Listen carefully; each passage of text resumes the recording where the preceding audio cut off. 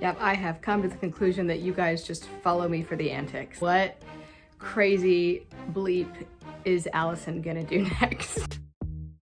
Well, today, friends, I am coloring my hair, but I'm coloring it with a plant-based concoction called henna. It's made from the Lawsonia plant. People have colored their hair with henna for centuries, something like 9,000 years, something insane like that. And personally, I prefer to color my own hair that way. Just for fun, I do it in the fall. This year, I'm doing it for the first time 2 times back to back. I did it in, I want to say November, the last time, and this time I'm going with a redder color. So I just finished doing a henna trial. I have a number of colors from Rainbow Research, ranging from blonde to black, with a large number of reds in between. I want to say there are 6 red colors that they offer, from strawberry blonde to mahogany. And I wanted to see how that hair color would come out on virgin level 6 natural hair. And I happened to have, because I'm a freak, a ponytail sample of my daughter's hair that we cut off. Her hair color is the most similar to mine, and so I took bits and pieces of her hair sample and tested it, put the different colors on there, and let that sit for 2 hours and then rinse them out so I could see exactly how much it changed the hair. More weird stuff that I do, because I can't stop myself. This is a henna trial because I wanted to see, these are all Rainbow Research colors, and I wanted to do my hair again with henna, but I wanted to see how they all came out. So I used samples of my daughter's hair because I'm a real weirdo, and so it's virgin hair. It's the closest in color to mine, and now we're gonna see which one I like the most. So I want to talk with you guys about henna. Henna is not for everybody, and stylists the world over are going to even hate me for making this video, and I'll tell you why. Because if you are someone who likes to change your hair color frequently or at all, especially if you like to lighten it, you like highlights, henna is not for you. I don't want to disappoint you, but the truth is that it's a beast to get out. It always leaves some kind of signature behind in the hair. So when you lift, the hair could turn pink. It can get really, really hot. It's not a great plan for someone who likes to change their hair color, and that's why stylists really hate it. But if you know that you want to be on the warmer, redder side of things, on the strawberry blonder side of things, henna could be really fun for you. It offers absolutely no lift. It's deposit only. That means if you already have really, really dark hair, henna is probably not going to show up on your hair at all. If you already have some highlights, the color might show up in your highlights. If you have level 6, 7, 8, 9, 10 hair, nobody's level 10 naturally, let's be honest. But anyway, if you already have lighter hair color, henna is going to show up for you in vastly different amounts, different vibrancies. But it could be a good option for you if you want to go red and you want to stay that way. Henna is a really fun, chemical-free alternative that I like to use on my hair because I always wanted to be a redhead and I just wasn't born that way. So I make it happen once, twice a year, and then I just let it fade and it kind of goes away on its own. Now again, it leaves a signature behind. It never goes away completely. To the naked eye, it's not a visible color anymore in my hair. Okay, now let's talk about supplies. There are a few things you need when you're going to henna your hair. I'm going to show you those in my bathroom in just a second, but first I'm going to lay them out for you. Number 1, you need the henna itself. I like to start with something powdered already. The only henna I've ever used is called Rainbow Research, and so I like it because it comes pre-powdered in a jar, and they have a lot of different color options. So Rainbow Research powdered henna is what I'm using today. And by the way, this is not sponsored. I don't know that they even know that I exist. This is just the only henna that I used, and I bought it on the internet. I think I got it at vitacost.com. You got your henna, boiling water, a little apple cider vinegar to lower the pH and help the color last longer and be shinier, a rubber coated whisk. That's what I use. You can use just a plastic fork. Don't put anything metal in the henna. Metal and henna don't get along together. So I use a plastic spoon to get the powder out, and you can use that to mix it up as well. It just can be chunky. So I like a rubber coated whisk instead. I use a ceramic bowl, not a metal bowl, to mix it up in. You can also use a plastic bowl, gloves, one of these, and a towel or 2. Here is what we need to get started. I have 20 ounces of powdered henna.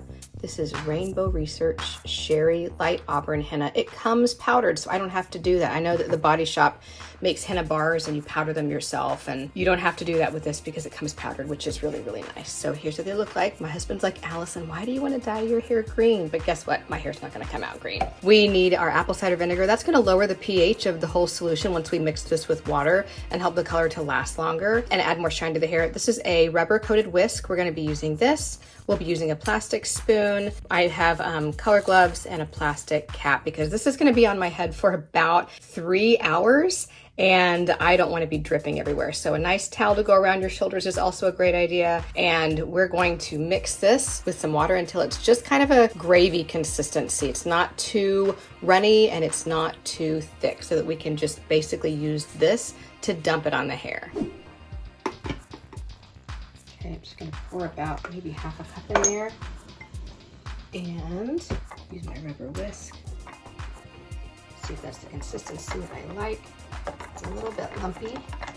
I'm gonna go ahead and throw in my apple cider vinegar. Maybe that's a tablespoon. The nice thing about this is that you really can just kind of eyeball it.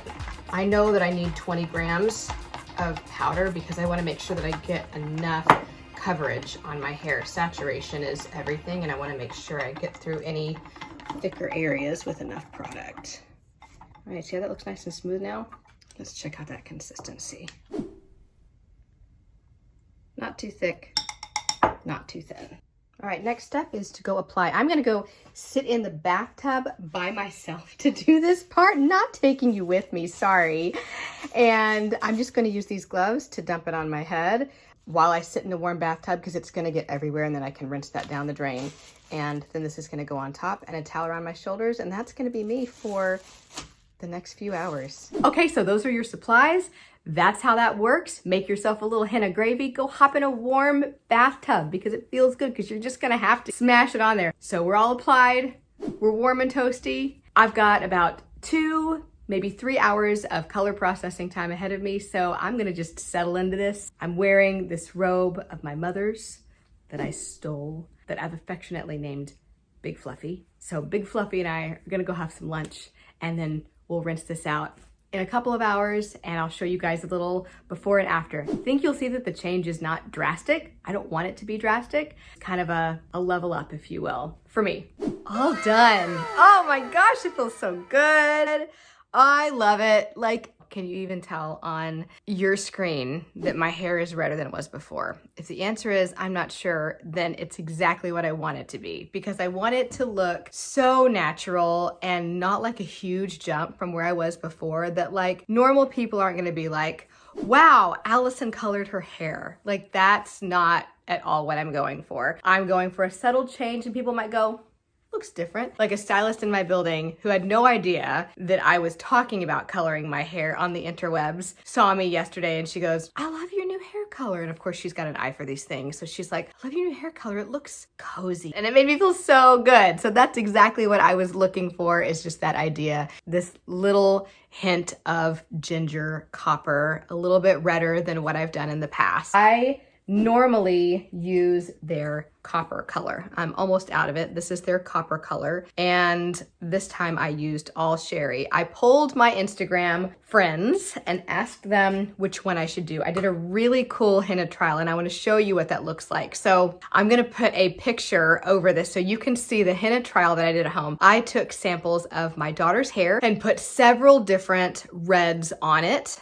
about mid-shaft down, so that I could see how these henna colors affected her hair. I did sherry, I did copper, I did red and mahogany and strawberry blonde. I found the red to by far be the most vibrant, strawberry blonde and the copper actually to be the most similar on her hair. I found the mahogany and the sherry to look almost identical on her hair strand. So here's what I want you guys to know about using henna. The Lawsonia plant is historically the plant that people have used to achieve red or warm hues in the hair, colors with an orangier undertone. I find it's the one that is the most reliable. Indigo is the color that is used to create darker brown shades, but indigo is also the color that is used to create blue colors in your denim, in your blue jeans. Chamomile is the color that is used to create blonde tones.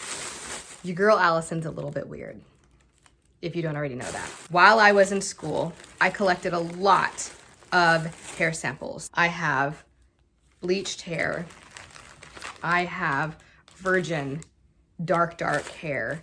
I have a lot of different, I've got even more in this bag, like a lot. And the reason I collected all of these samples was because I wanted to do henna trials. I wanted to see exactly how henna would affect the hair. What I found in my henna trials, and this is not to say this is true for every henna brand. So if you have used a henna that works for you to achieve cooler brown tones, then you keep doing that. And please leave it in the comments because I would like to know what that henna is, what the brand is, how you used it. But in my trials, what I found was that on hair that had a warm undertone, as almost all hair does, when I applied one of the brown, they have a medium brown shade, one of the brown shades to that hair, I got a green cast every time because yellow undertone plus blue indigo creates green. So even though the hair itself didn't come out green, it had a green cast to it. And I did not want to run into that problem for my clients and then have a hard time getting it out. Now, I am not a colorist full-time. I am a cutter. I'm good at what I do. And speaking of that, I want to let you guys know about something very exciting on the horizon for me. I am freaking out, but I told myself I was going to tell you about this in this video. I am doing my first ever full-blown class. Dear God, please don't let it be a failure. It's going to be on a model. It's going to be live. It's going to be via Zoom. Tickets are going to be available very, very soon. So when that link is available, I will be putting it in the description box below. It's gonna be a full in-depth peek into a new client experience in my studio. Everything from consultation to cut to cleanse to style, and there's gonna be a Q&A with a very small group of people just so that I can see you, you can see me, and you can ask me anything. Details are forthcoming. If you would like to be the first to know about this, get on my mailing list. You can find that at my website, which is right here. All right, guys, I'll see you soon. Have a great, great curl day. You know the drill. Okay, one last thing though, for real. While this is processing, I thought I would show you guys some stupid human tricks I can do. Really good fish face. I have a crazy Gene Simmons tongue. I can put my fist in my mouth. This is getting weird. I should probably go care for my children. All that said, make good decisions. I should probably slap a warning on this video.